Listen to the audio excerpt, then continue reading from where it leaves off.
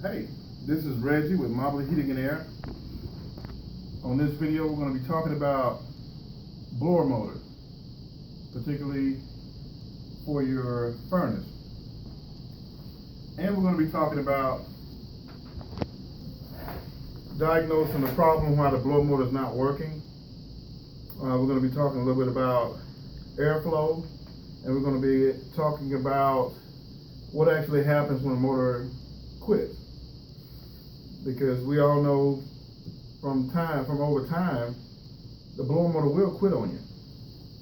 They just stop running. So that's why us technicians have to come in and diagnose the problem, fix it, and go on about our way.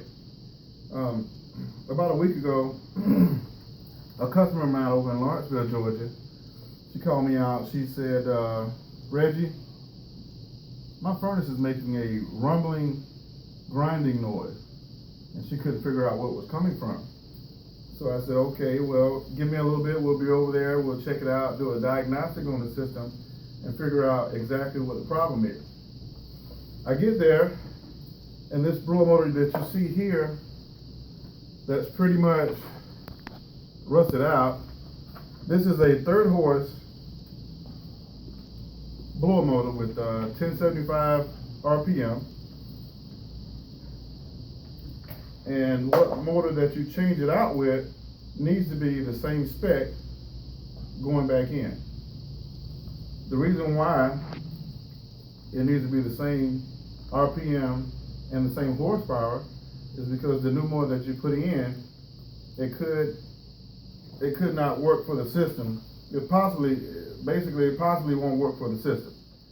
So you want to make sure you use the same specs. That's number one. Number two, when you're diagnosing a problem, you need to have a multimeter to really check the motor to find out what the problem is, number one. And number two, assure the customer that it can be fixed and you go about your way and the customer is happy. It's almost like one of those things to where when the bat light comes on and there's trouble in the area, then here we come, just like Batman. You never watched Batman? Have you never seen Batman? Well, I have. It's one of my favorite TV shows from back in the day. At any rate, let's get down to business. Okay, so what I want to do is, this motor here, when I turn it, it is grinding, and you can see that it's pretty rusty. That rust usually comes from a unit not being serviced over the years. It's just been neglected, and it's one of those things where preventive maintenance is very, very important to your system. What I want to do now is take my multimeter, and we're going to ohm this motor out. For you guys that don't know what ohms mean, ohms is basically resistance. It's the resistance between the windings inside this motor. So what I want to do is I take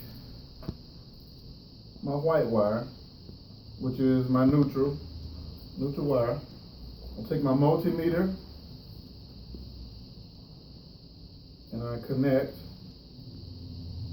You always want to have a good connection when you're checking for things. If you don't have a good connection, then you really don't have anything. So we're going to check these leads. Notice I have my one lead on my white wire, which is my neutral, and I have some other colors going on here. These represent speeds for this motor. This is called a multi-speed fan motor, blower motor. So what I want to do is, let's go from our white to our black. So we have 2 leads going there, and our own reading reads 3.0. That's white to black. 3.0. I'll write that down. You always want to write it down. So now, I still have one lead on the white. Then I check my other lead You just pick another one until you're done. I check my white to my yellow. White to my yellow. And I'm reading 5.1.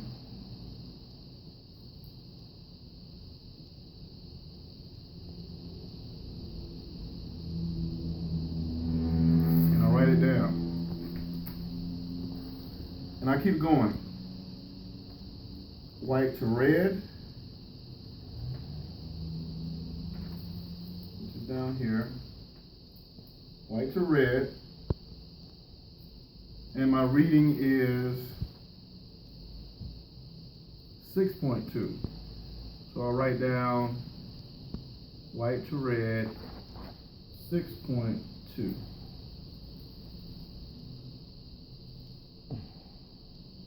And those are going to be my speeds.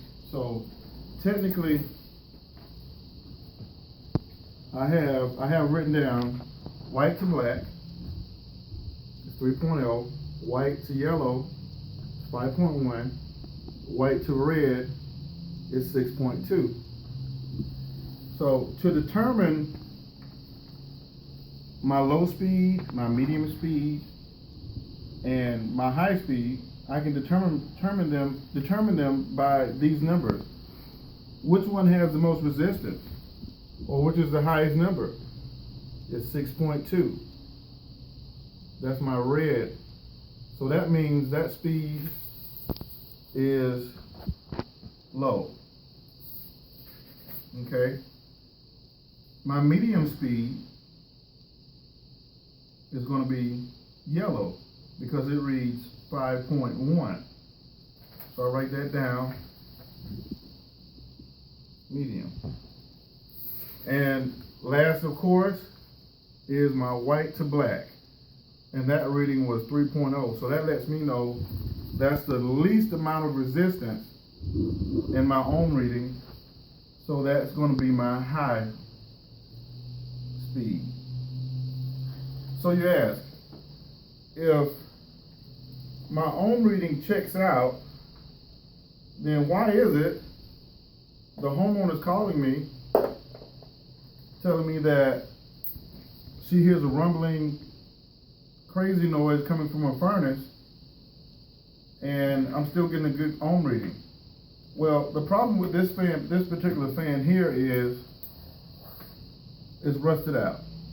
Inside, you have bearings inside this motor, and the rust has gotten to it, and it's pretty much rusted away. So I count this as a bad blower motor. This is a bad blower motor. Well, what is a good blower motor? I'm glad you asked. I'm about to show you. All right. This is another motor. It is a 3/4 horse motor.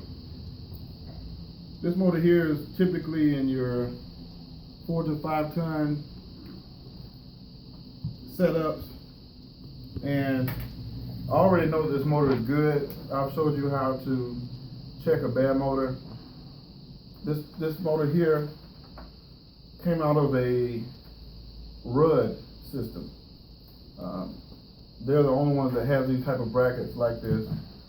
Your train, your carrier brackets are going to be slightly different. Notice the setup. And the one thing I want to leave you with is make sure the motor that you take out, the specs, whether it may be a 875 RPM, whether it be a 1075 RPM, whether it be a 3rd horse, whether it be a 3/4 horse, you need to be certain that you put the same type of motor back in there. And that's about it for right now. So watch out for the next video.